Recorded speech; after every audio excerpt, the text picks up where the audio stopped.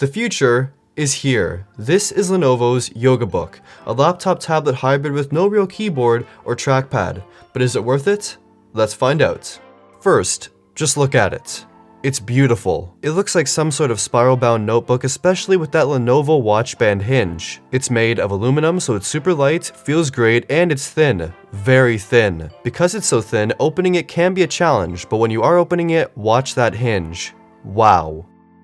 The screen can go flat, go into tent mode, presentation mode, and regular tablet mode. The overall thinness and lightness allows the Yoga Book to be comfortably used as a tablet, uncommon amongst other convertibles. Once it's open, the crazy begins. The keyboard is flat and so is the screen, so it looks like two minimal sleek surfaces. The keyboard is not a physical keyboard but a lit touch panel with haptic feedback, so it looks very futuristic. It's also called the Halo keyboard, so bonus points. However, under the keyboard is just aluminum, so it will slide around and it will scratch very easily, so watch out. After typing for about a week, I still found myself having trouble with the keyboard, but over time, I'm sure it's possible. The whole surface vibrates instead of each key, so it can feel very weird. The trackpad is pretty bad with no feedback at all and no real multi-touch gestures, so you're probably just going to use a touchscreen most of the time. That works pretty well. Now in the box, Lenovo also includes a Stylus Pen. Press the button on the keyboard and the light turns off, turning the whole surface into a drawing panel for the included stylus. The technology is cool.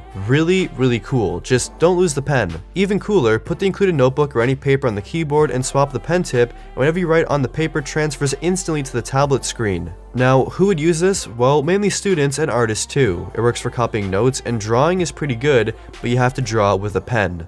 Besides that crazy keyboard, it's just a very standard Android tablet. The display is 10.1 inches and 1080p, and it looks pretty fantastic with vibrant colors and great overall brightness. Above the display is a 2 megapixel camera, and on the keyboard is an 8 megapixel camera, so when you fold it into a tablet, the camera faces the back. Basically, these cameras are not very good, but they're okay for things like video chatting. Internally, there are pretty good specs for an Android tablet, but even with these specs, the Yoga Book offers disappointing performance. Opening apps can be slow, the tablet tends to get pretty laggy at times, web browsing is horrible, and gaming is alright.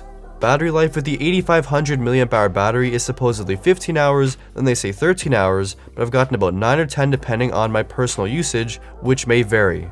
This tablet runs a modified Android 6.0.1, and you can also get a Windows 10 version, but the Android one is a much better buy. Android on the Yoga Book has a skin and many additions like an app dock, multi-window, and other changes too. They're not that well executed, but they will do the job. However, this is not going to be buttery smooth Android. There's plenty of lag here. So to conclude, who is this for? Is it worth it? The tablet costs $500 for the Android version and $550 for the Windows 10 version.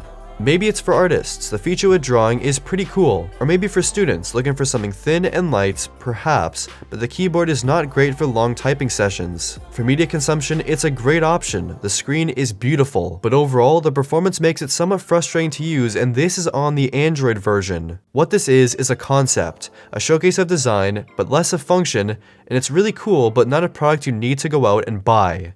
Like the video if you liked it, comment down below your thoughts on the Yoga Book, and subscribe if you haven't already. Thank you for watching.